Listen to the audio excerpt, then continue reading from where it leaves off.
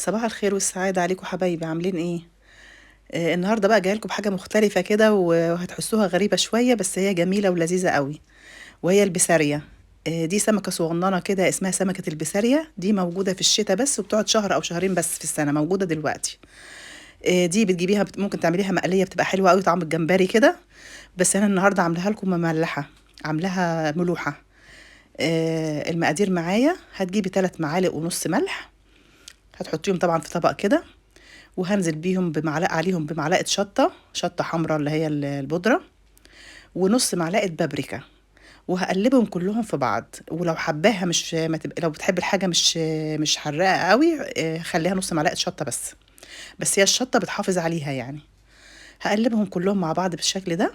هكون غسلها كويس قوي لانها بتبقى بتنزل دايما لون كده وهي بتتغسل.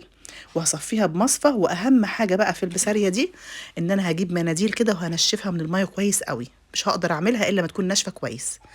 كده انا نشفتها خلاص، هنزل بيها في طبق ناشف تاني، وهبدا انشفها برضو كده، بنشف الطبق حواليها، مش عايزه اي ميه خالص.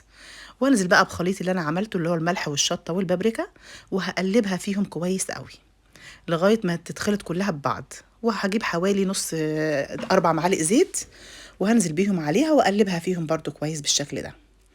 هكون بقى مجهزة معايا البرطمان، يكون برطمان ازاز او علبة من اللي هي البلاستيك، تكون محكمة الغلق كويس قوي. واهم حاجة برضو مش عايزة فيه مية خالص، او يكون ناشف تماما.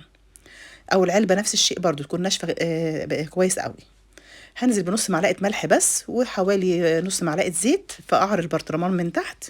وهحط بقى البسارية بتاعتي كده، هعبيها في البطرمان بالشكل ده كده. مش هكبسها ولا اي حاجة، احطها عادي خالص كده.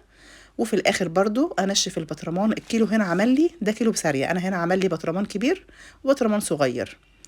اهم حاجة انشف البطرمان كويس قوي، وامسحه كويس قوي، وانزل فيه بشوية زيت كويسين كده على الوش، عشان يحافظ لي عليها. هي بتتاكل في حدود بعد 5 ايام بالظبط. عايز تفتحها عليها وتاكليها تمام.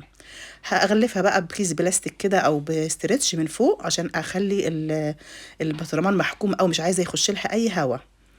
وهغطيها كويس قوي، وبعد كده هسيبها بقى زي ما قلت لك كده في مكان عادي بره، مش في التلاجة.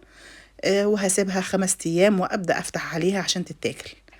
حابه تحفظيها بقى بعد كده في التلاجة، تقعد عندك شهر شهرين ما بيجرالهاش اي حاجه، بس في الزيت بتاعها. انا هنا بصفي الزيت الاول بعد ما خلاص عدى ال5 ايام. صفيت الزيت في حاجه كده عشان اعرف انزلها من البرطمان، وبعد كده برجع ارجع الزيت في البرطمان تاني، لان طبعا مش هناكلها كلها لانها تبقى مملحه. ودي طبعا حاجه زي الفسيخ كده وزي الرنجه، بس طعمها فعلا والله احلى من الفسيخ والرنجه، جربيها ومش هتندمي. وده شكلها بعد ما طلعت بقى كده، بصي بفتحها هتلاقيها جميله كده وطريه وحلوه قوي قوي، يعني يا دوب تشيلي الراس كده وتاكليها بالعيش على طول، مع البصل والليمون بقى والفلفل الاخضر. حاجه كده جميله قوي قبل رمضان بقى كده، اعمليها وكلي منها. وتاكلوها بالهنا والشفا يا حبايبي. ويا ريت دلوقتي تبقى افكرك تاني ان هي موجوده دلوقتي، بس يعني هي بعد اسبوع 2 مش هتلاقيها في السوق تاني.